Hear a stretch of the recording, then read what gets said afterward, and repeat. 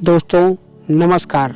दोस्तों आज के वीडियो में हम आपको बताने वाले हैं गुरु द्रोणाचार्य के जीवन के बारे में। गुरु द्रोणाचार्य एक ब्राह्मण थे।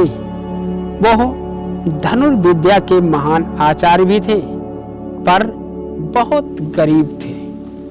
इतने गरीब थे कि उनके जीवन का निर्वाह होना भी कठिन था। घर में कुल 3 प्राणी थे, द्रोणाचार्य और उनकी पत्नी और उनका पुत्र अश्वत्थामा।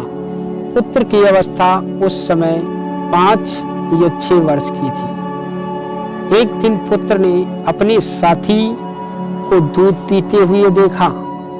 उसके मन में भी दूध पीने की अभिलाषा जाग उठी। वो अपनी माँ के पास जाकर कहा कि माँ, मैं दूध पीऊंगा। परंतु माँ दूध लाती तो कहाँ से लाती?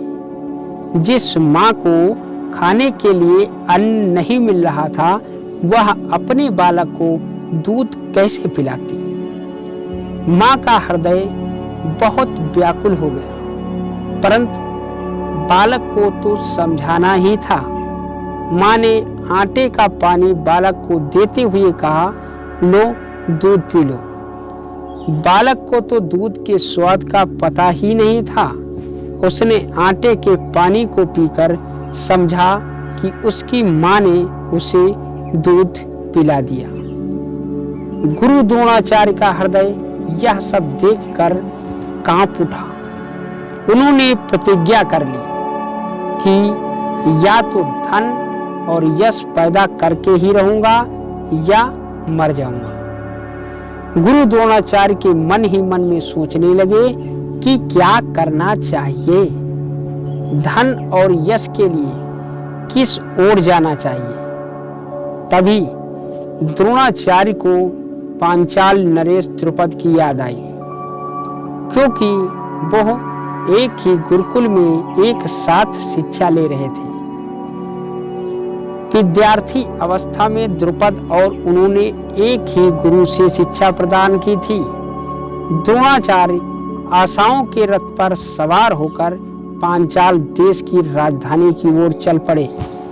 मार्ग में बड़े बड़े कष्ट उठाए, पर धन मिलने की आशा में वे कष्ट को भी सुखदायी महसूस कर रहे थे। कई दिन तक वह बराबर पैदल चलने के पश्चात द्रोणाचार्य पंचाल की राजधानी में पहुंचे। उन्होंने सोचा था राजधानी में पहुंचते ही द्रुपद से भेंट हो जाएगी। वह उनका स्वागत करेगा, उन्हें अंदर ठहराएगा और उनका आदर सत्कार करेगा, उनकी सहायता करेगा। किंतु उन्हें क्या पता था कि द्रुपद अब गुरुकुल का विद्यार्थी नहीं है, वह एक बहुत बड़ा राजा बन चुका था।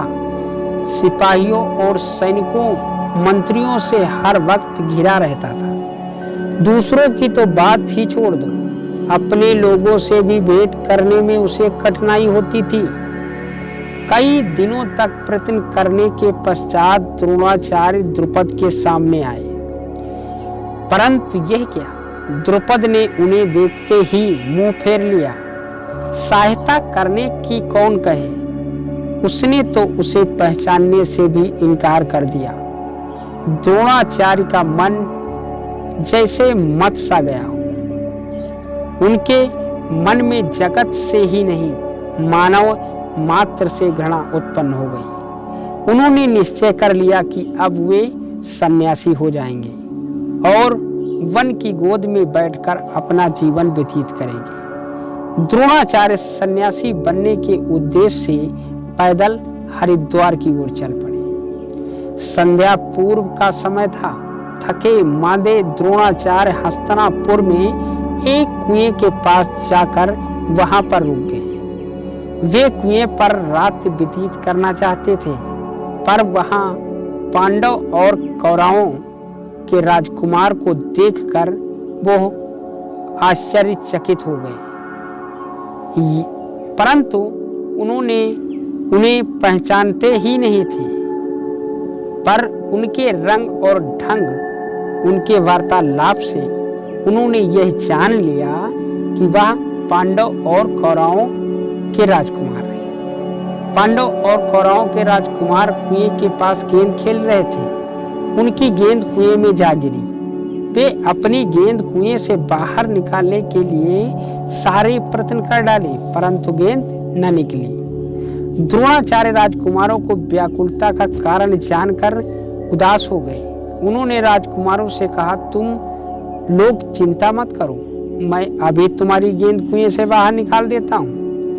द्रोणाचार्य धनु विद्या के महान पंडित तो थे ही, दूसरे विद्वान ब्राह्मण तो उन्हें अपने पास शास्त्र रखते हैं, पर द्रोणाचार्य अपने पास धनुष और बाण रखते थे। वे जहां जाते धनुष बाण लेकर ही जाते थे। द्रोणाचार्य ने कुएं के मुख पर खड़े होकर भीतर गिरी हुई गेंद को लक्ष्य करके एक बाण चलाया। बाण फलक गेंद में चुभ गया। बाण सीधा खड़ा हो गया। द्रोणाचार्य ने दूसरा बाण प्रथम बाण के ऊपर चलाया। दूसरा बाण प्रथम बाण में चुभकर खड़ा हो गया। इसी तरह द्रोणाचार्य ने 3-4 बाण चलाए और सभी बाण एक दूसरे पर खड़े हो गए। अंतिम बाण द्रोणाचार्य के हाथ में था। उन्होंने उसे खींचकर सभी बाणों के साथ गेंद को निकाल लिया। गेंद पाकर राजकुमारों का मन प्रसन्नता से खिल उठा। साथ ही द्रोणाचार्य के बाण विद्या और उनके चतुराई पर वह मुग्ध हो गए। वे उन्हें देवव्रत के पास ले गए, क्योंकि उन दिनों देवव्रत ही उनकी देखरेख किया करते थे। राजकुमारों ने देवव्रत से द्रोणाचार्य की बाण विद्या की बड़ी प्रशंसा सुनी। स्वयं देवव्रत भी द्रोणाचार्य से वार्तालाप करके बहुत प्रसन्न हुए। उन्होंने राजकुमारों को बाण विद्या सिखाने के लिए द्रोणाचार्य को गुरु पद पर प्रतिष्ठित कर दिया। द्रोणाचार्य का अभिष्ट पूर्ण हो गया। उन्हें गुरु पद पर रहते हुए धन तो मिला, बहुत बड़ा यश भी मिला। इतना बड़ा यश मिला कि यदि द्रोणाचार्य को निकाल दिया जाए तो वो महाभारत का युद्ध ही एक खेल सा लगने लगता था। मनुष्य का भाग जब चमकता है, जब वह यह सोच लेता है कि उसे अपने जीवन के लक्ष्य पर पूरा ध्यान देता है, तब उसका भाग्य चमकता है। वही चीज पुत्र को दूध के स्थान पर आटे का पानी जब पिलाया उसकी माता ने, तब द्रोणाचार्य और पांडव और कौरवों के पूज्य बन गए। दुर्योधन तो उन्हें शीश झुकाता ही था, अर्जुन भी शीश झुकाया करता था।